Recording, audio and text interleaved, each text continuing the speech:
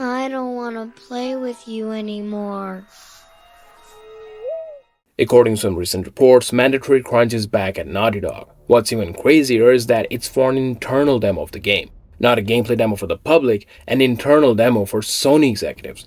For the last 7 weeks, developers were ordered to work 5 days at the office with 8 extra hours per week, which is not as bad as before considering Naughty Dog's history with intense crunch, so you might be wondering, okay then, what's the big deal? Well, that's exactly what we're going to talk about today, because this is much worse than you might think. We're going to talk about how Sony's priorities are changing and how Naughty Dog is no longer the prize pony, the golden child it once used to be. Because to me it seems like Sony has put Naughty Dog on a leash and things might not be looking so great for almost no one's most anticipated game ever, Intergalactic the Heretic Prophet. Now, it's no secret that Naughty Dog used to make great games. The Uncharted series and The Last of Us Part 1 are still some of my favorite games of all time, but things really started to go downhill with The Last of Us Part 2. Sure, it was a financial success, but that was largely because of the massive goodwill Naughty Dog had built over the years and the fact that it was a sequel to one of the best games ever made. However, what The Last of Us Part 2 actually did was break the fanbase into 2 pieces. Now, to absolutely no one's surprise, the game journals drooled over the game, but around half of the fanbase, if not more, absolutely hated it. Now, if it were just a few haters, it would be fine to dismiss them. But when half the fanbase turns on you, calling them mindless haters and bigots is probably not a good idea. But of course, that's exactly what the visionary writer and director Neil Druckmann did, adding more fuel to the fire, pissing people off even more. And that's one of the main reasons why Intergalactic got so much hate, but more on that in a bit. Now here's what The Last of Us 2 fans don't want to admit. The game didn't perform as well as the first one. Despite the fact that just like Ghost of Tsushima, The Last of Us Part 2 also came out during the so-called lockdown-induced gaming boost and on a console with a larger installed base. Despite the fact that it was a sequel to one of the most acclaimed games of all time, by 2024 The Last of Us Part 2 had sold around 13 million copies. Roughly the same as Ghost of Tsushima, a brand new IP and a much more smaller game developed on a fraction of the budget. I mean, just imagine how much better The Last of Us 2 could have actually done if Neil Druckmann just stopped sucking on his own toes, but anyhow. Then came The Last of Us Season 2, and we all know how that turned out. The point is, both the gamers and even the normies rejected Neil's vision, and considering how the guy handles backlash, of course the fans were pissed. Here's some marketing 101. People only buy stuff from people they actually like. I mean, it's common sense. You would never give your hard-earned money to someone who openly disrespects you as a customer, especially when there's a ton of better alternatives out there. Anyways, speaking of marketing, let's talk about the Intergalactic reveal trailer. Last year at the Game Awards, Intergalactic was a final announcement. You know, the last big thing, just like Concord 2 this year. And it wasn't a short trailer either. In case you didn't know, studios can pay anywhere from around $500,000 for a 60-second trailer to $1 million or more for a 3-minute long footage at the Game Awards. Intergalactic had a 4-minute long trailer, so you can probably guess how much money was poured into it, only for the trailer to get absolutely ratioed to shit. Things got so bad that they had to disable the comments on the official Naughty Dog YouTube channel. Now, once again, if it were just a handful of haters, no problemo. But when 72% of the reactions are dislikes and the comments are overwhelmingly negative on a trailer whose sole purpose is to get people excited for your game, well, that's a problemo. And at that point, you should stop and think about what is wrong with the game instead of handing out coins saying stupid shit like, "The suffering of generations must be endured to achieve our divine end."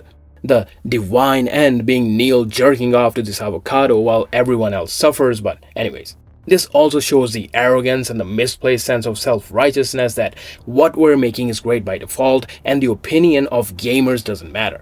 The simple fact is the universal goodwill and trust Naughty Dog once had is pretty much gone. The guys at Sony know this. They know the brand is damaged, they know the trust is gone, and that's what probably raised the red flags for Sony. They now see this investment as a risk, and that's something companies hate. I mean, let me ask you something. After playing The Last of Us Part 2 and watching the Intergalactic trailer, would you actually go and buy the game for $70? I surely wouldn't. At least not until the reviews came in. And if they are any good, which is highly unlikely, I would still wait for a sale, and I'm sure I'm not alone. Those same people that were hating are gonna play that game, and guess what? They're gonna love it.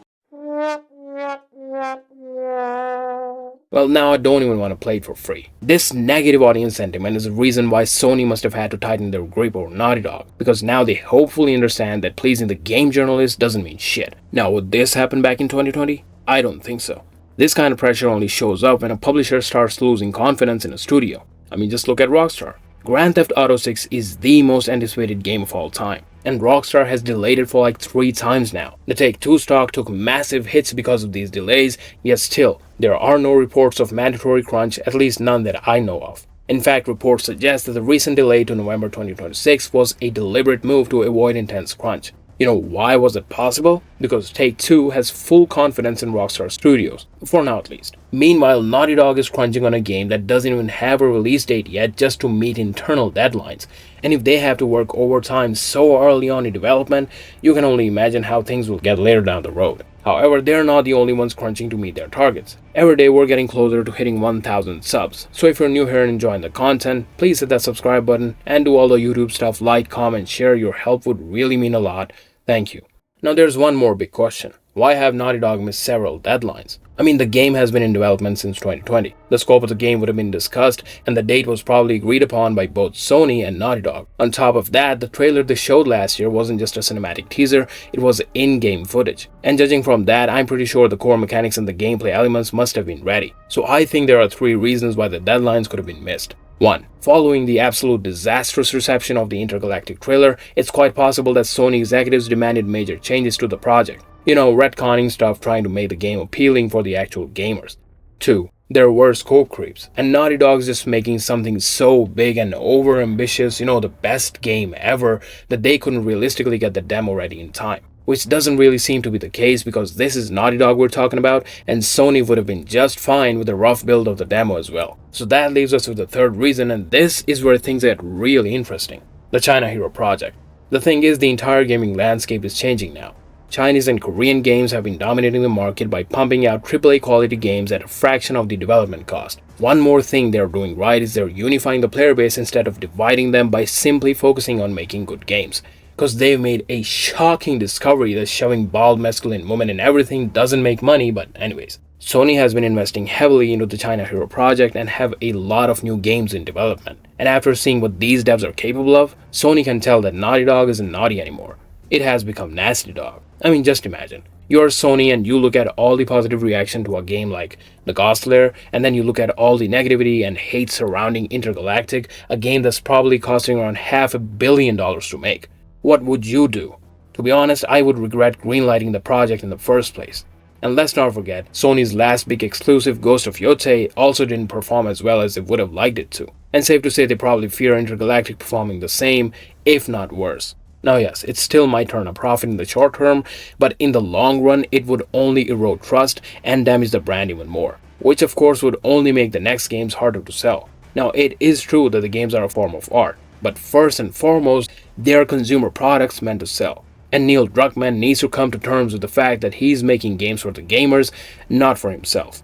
But anyways, I'll leave you with that. Do share your thoughts about Intergalactic in the comments down below. Don't forget to drop a like and subscribe if you enjoyed the video. And if you're feeling generous, hype the video as well. It really helps my small channel get more exposure. Thanks for watching. Until next time, take care.